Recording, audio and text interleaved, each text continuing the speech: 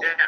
So tell me about Wait, tell me about you, and what's your story, especially as far as your research project is concerned. yeah. Well, I'm, like I'm a pretend anthropologist. So I don't. So my just academic disciplinary house is art history. So it's not.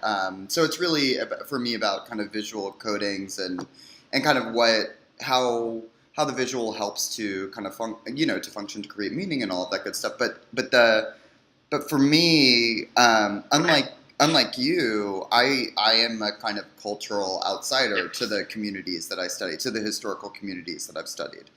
So, um, so when I decided to do this project, and that was predicated in some ways on the fact that I was, at least when I first started, I was doing a project on historic leather communities. So it was about kind of archival appearances or disappearances of this particular community. So I felt like, I didn't, the gay and lesbian leather community of the 1970s is far different from, going to a leather event today. And so I didn't think at first that going to kind of leather conferences or leather events would really aid me in my research, nor was I interested in kind of collecting oral histories beyond kind of asking people about certain kinds of information and all of that good stuff. So the way that it started was just looking at these kind of archival appearances or absences of leather community. For many reasons, there are these huge absences. I mean, not just because of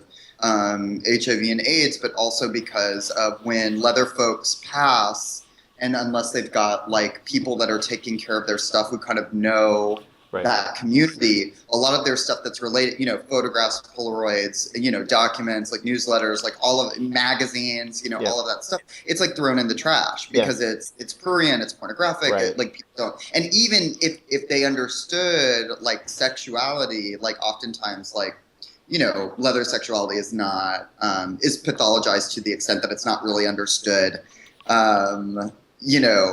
As something worth preserving. Like it's rare that you find an academic institution that actually preserves something like a Drummer magazine or something, which is like, this big national magazine for leather culture that existed for a long time. So what that started out was a very historic project, but what it became was a project about contemporary artists who mined leather history, who kind of mine the documents of leather history to propose contemporary alternatives to queer politics. So thinking about kind of how artists use historical antecedents to kind of speak to the present, right? And that seemed to be something that a lot of artists were doing, but it seemed to be, to me, something that like a lot of queer artists were doing, and they were mining specifically what they felt were radical or anti-assimilationist histories from the past, right? So that's kind of where the project is. I mean, and it was my dissertation, and as it's like it's kind of percolating as a book that's like in process. And as it percolates, the more and more it moves towards being really about the contemporary artists and the contemporary art, which was something that I wouldn't have necessarily thought was going to be true when I started the process. So. Yeah. So, but it's been, I'll tell you, like, it's been like fun and amazing to kind of research these communities, in part because I actually, I don't identify with the communities themselves, or at least in kind of in the ways that they identify with leather sexuality as a kind of lifestyle or as a continuing thing that you don't just kind of temporarily step into and step out of. And so it's been, to be honest, like I wish sometimes I did have some anthropology chops, because it's been tricky to navigate some of those situations. And my default has always been to present how I present, which is, with like bright and colorful clothing, with like, there is no like kind of mask of masculinity that like I pretend to. And so I think that's when I've talked to people, I think that's generally disarms them in a way that they found at least novel, to where they're like, okay, like, fine, and I at least know enough to where I can get them talking, and like, and get kind of what I need, and hopefully they also get what they need out of me, because they end up asking me a bunch of questions about a history that they themselves might not know so much about. So but yeah, now I'm finding that I'm doing like all kinds of stuff that is related to that project, and also kind of radical departures from that project. So I'm really kind of in this. So I live in Houston now, and I am my official job title is critic in residence, which is like the fanciest job title I've ever had. That's great. And it's really just a fellowship. I mean, it's a writing fellowship, and it allows me the space and time to like continue some projects that have been kind of in my head, and I get this really beautiful studio, and it's great. It's really great.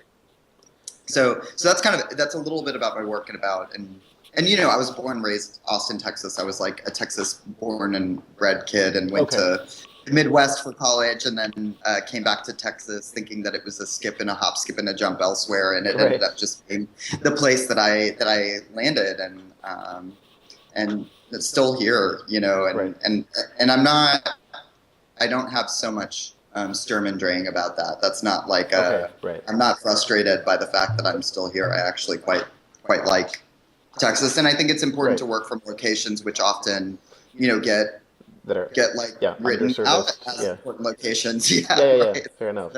Yeah.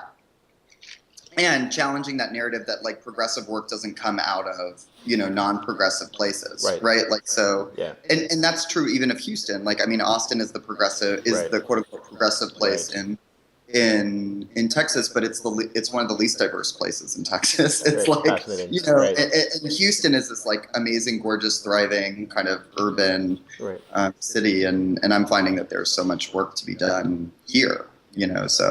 So I don't know. I don't know what the future holds, but I'm kind of in the place where you maybe were recently, where you're in these time-based positions, right? And then like kind of looking for the next kind of more stable thing. So that's kind of where positions of precarity. I don't know, right? Like it's where I find myself like right now. So.